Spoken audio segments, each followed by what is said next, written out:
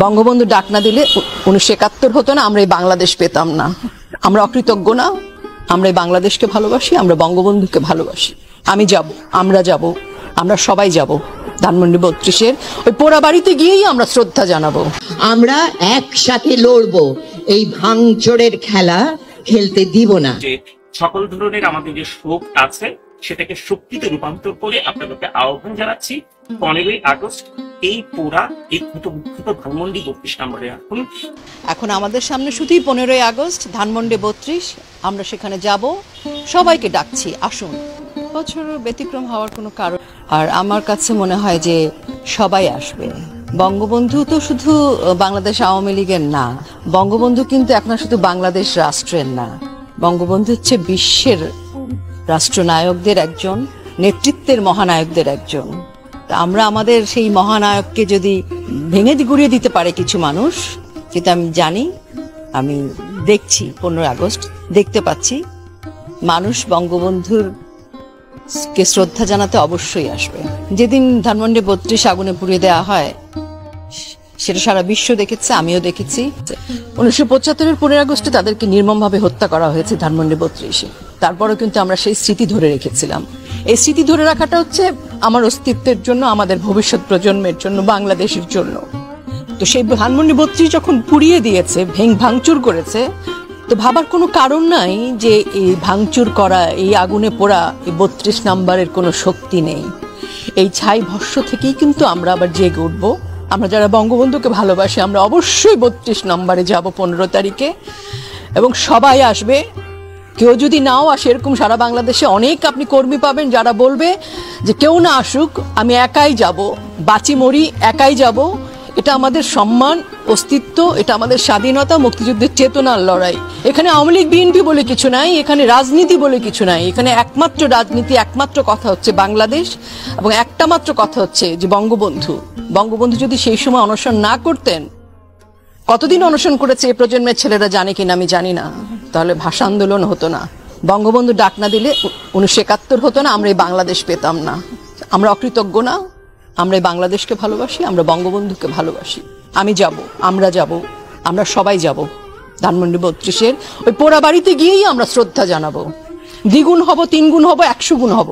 আপনি দেখবেন কেউ ঠেকাতে পারবে না। আওয়ামী লীগ কি শুধু নেতাকর্মীর দল? শুধু নেতাকর্মীরা যদি আজকে জেলে থাকে, লুকিয়ে থাকে, কিচ্ছু যায় আসে না। বঙ্গবন্ধু একটি নামই যথেষ্ট। বঙ্গবন্ধু মানে তো একটা শক্তি। আপামর জনসাধারণ আসবে। বুঝতে হবে বাংলাদেশ, মুক্তিযুদ্ধের চেতনা এবং বঙ্গবন্ধু, এই তিনটি কিন্তু ঐশ্বর্য, সম্পদ, কোহিনূর আমাদের, আমাদের পুরো বাংলাদেশের বাঙালির সকলের। এইটিকে আসলে কোনোভাবে ধূলিসাৎ করা যাবে না, এ প্রশ্নে কোনো আপোষ নেই। আমি বলতে চাই, আমাদের ধানমন্ডি 32-এর স্মৃতি আছে, ঐতিহ্য আছে, ইতিহাস আছে। ধানমন্ডি 32-এর সেই শক্তি আছে, বঙ্গবন্ধুর সেই প্রাণ শক্তি সেখানে রয়েছে। 15ই আগস্ট আমরা সবাই সেখানে মিলিত হব, বঙ্গবন্ধুকে শ্রদ্ধা জানাবো। এই শোক থেকে, এই অসম্মান থেকে আমরা নতুন করে শক্তি আহরণ করব, এবং নতুন আওয়ামী লীগ আবার পথ চলবে। আজকে যারা ধরেন প্রাণ ভয় লুকিয়ে আছে, এটা সাময়িক। রাজনৈতিক পট পরিবর্তন হলে এটা ঘটে। আমাদের নেতারা, আমাদের কর্মীরা, আমাদের ত্যাগী সাধারণ জনসাধারণ সকলেই বঙ্গবন্ধুকে ভালোবাসে, মুক্তিযুদ্ধের চেতনায় বিশ্বাস করে, বাংলাদেশকে ভালোবাসে। এবং এই তিনটি কাজের জন্য কারো সক্রিয়ভাবে আওয়ামী লীগ করতে হবে না। কাজে জনগণ আমাদের সাথে আছে, আমাদের মুক্তিযোদ্ধারা আছে, মুক্তিযুদ্ধের চেতনা আছে। আপনি দেখবেন আবার জেগে উঠবে ধানমন্ডি 32। এই 15 আগস্টকে কেন্দ্র করে আমরা আবার প্রাণ ফিরে পাবো। এখন আমাদের সামনে শুধুই 15ই আগস্ট ধানমন্ডি 32, আমরা সেখানে যাব, সবাইকে ডাকছি আসুন। আমাদের গন্তব্য একটাই, ধানমন্ডি 32, 15ই আগস্ট। এটা কি রোকেয়া প্রাচীর বাড়ি? যে রোকেয়া প্রাচীর বাড়িটা ভাঙলাম, তারপর রং টং করে 2টা সোফা কিনে দিলাম, শেষ। এটা বঙ্গবন্ধুর বাড়ি ভাই। সারা পৃথিবীর ঐশ্বর্য যদিও আপনি বঙ্গবন্ধুর বাড়ি সেই আগের 32 করতে পারবেন না। আপনি কি বঙ্গবন্ধু সেই পাঞ্জাবিটা পাবেন? আপনি আমাকে বলেন, বঙ্গবন্ধু সেই চশমা কোথায় পাবেন? সেই চুরুট কোথায় পাবেন? বঙ্গমাতা সেই শাড়ি কোথায় পাবেন? ওই রক্তমাখা পাঞ্জাবিটা আপনি কোথায় পাবেন? বঙ্গবন্ধু যে ফোনে কথা বলেছে, যে ফোনে সিদ্ধান্ত দিয়েছে বাংলাদেশ জন্মের, ওইটা আপনি কোথায় পাবেন? সারা পৃথিবীর ঐশ্বর্য দিয়ে কি আপনি ওটা কিনতে পারবেন কিনা, জোগাড় করতে পারবেন? আপনি একটা কাঠামো পাবেন। এটা তো XYZ এর বাড়ি না রে ভাই। যে মার্কেট থেকে সোফা কিনে নিয়ে আসলাম, ফোন কিনে নিয়ে আসলাম, ডেকোরেশন করে ফেললাম, অমুক অমুক ইন্টেরিয়র ডেকোরেটরকে ডেকে নিয়ে আসলাম।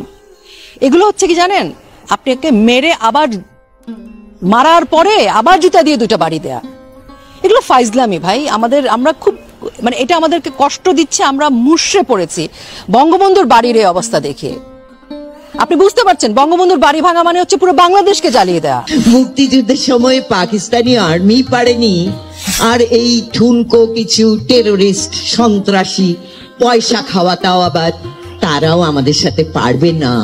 আমরা একসাথে লড়বো, এই ভাঙচোরের খেলা খেলতে দিব না। তারা তো আর আমাদের দোসর নয়, তারা এক ধরনের এই দেশের শত্রু। যদিও এই দেশের আকাশে বাতাসে তারা বড় হচ্ছে, বড় বেড়ে উঠেছে, নানান রকম সুবিধা নিচ্ছে, আবার এই দেশেরই ধ্বংস চাইছে। তারা কিরকম মানুষ? আমি এই মুহূর্তে দাঁড়িয়ে আছি ধানমন্ডি 32-এর পাশের জেলে, কারণ ধানমন্ডি 32-এ কোনোভাবেই প্রবেশ করতে দেওয়া হচ্ছে না। মূলত আজকে এসেছিলাম ধানমন্ডি 32-এ যাবো এবং হচ্ছে যে সবাইকে আসলে উদাত্ত আহ্বান জানানোর জন্য যে এই যে ক্ষত বিক্ষত ধানমন্ডি 32, এই যে পুরা গন্ধ, এই যে ছাই করে দেওয়া হয়েছে ধানমন্ডি 32-কে, সেই 32-এ আসলে 15ই আগস্ট ফুল দিতে, 15ই আগস্ট শ্রদ্ধা জানাতে সবাইকে আহ্বান জানাবো। কিন্তু অত্যন্ত দুঃখের বিষয়, সেখানে কোনোভাবেই প্রবেশ করতে দেওয়া হচ্ছে না। সেখানে শিক্ষার্থীরা আটকালো এবং তারা বললো তাদের উপর থেকে নাকি নির্দেশনা আছে যে সেনাবাহিনী আজকে রাতে তাদের সাথে দেখা করবে, তারপরে তাদের ডিসিশন। এবং সবচেয়ে ভয়াবহ যে কথাটি তারা বললো যে 15ই আগস্ট এখানে ভয়াবহ রকমের সংঘর্ষ হতে পারে। তার মানে হচ্ছে যে এখন থেকেই 15ই আগস্টকে কেন্দ্র করে সংঘর্ষের একটি বার্তা তাদের পক্ষ থেকে ছড়িয়ে দেওয়া হচ্ছে, যেটা খুবই ন্যাক্কারজনক। দেখুন, আমি ব্যক্তিগতভাবে কোনো রাজনৈতিক দলের সদস্য না এবং কোনোদিন আজ পর্যন্ত কোনো রাজনৈতিক দলের সদস্য হিসেবে নাম নিবন্ধন করাই।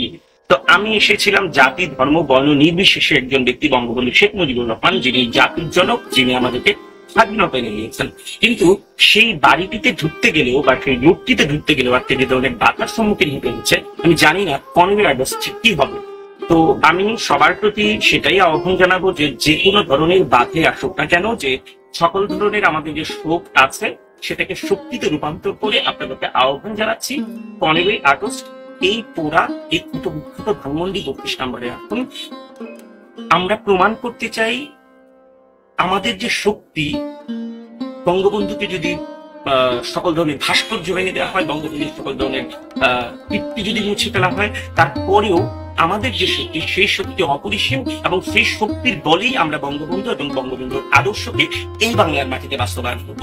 আরেকটি কথা বলা দরকার, যে পাকিস্তানি হানাদার বাহিনী দীর্ঘ সময় পর্যন্ত মুক্তি সংগ্রামে আমাদের গণহত্যা চালিয়েছে, তারাও কিন্তু এই 32 নম্বরে হাত দেওয়ার সাহস পায়নি। কিন্তু এই বাংলাদেশে কিছু কুলাঙ্গার, এই বাংলাদেশে কিছু দুষ্কৃতিকারী, সন্ত্রাসী গত 5ই আগস্টে নির্মম ঘটনাটি ঘটিয়েছে। আমি বর্তমান অন্তর্বর্তীকালীন সরকারের যিনি প্রধান আছেন ডক্টর মোহাম্মদ ইউনূস এবং সরকারের স্বরাষ্ট্র উপদেষ্টা ব্রিগেডিয়ার শাখাওয়াত হোসেন, সবাইকেই আমি বিনীত অনুরোধ জানাবো এই মেসাকারে যেন একটু বিচার হয়। আর 15ই আগস্ট জাতির জনকের মৃত্যুবার্ষিকী, সেই দিন যেন এই ধানমন্ডি 32-এ ডক্টর মোহাম্মদ ইউনূস অন্তর্বর্তীকালীন সরকারের উপদেষ্টারা বসেন, তারা শ্রদ্ধা জানাতে এবং তাদের কাছ থেকে যারা এই মেসাকারটি ঘটিয়েছে তাদের উপযুক্ত শাস্তি আমি দাবি করছি। শেষত আমি আবারও বলবো, আসুন নিজেদের শক্তির প্রমাণ করে দিন, বঙ্গবন্ধুর আদর্শের বাস্তবায়ন এই বাংলার মাটিতে হবে, আমরা সেটা করবো।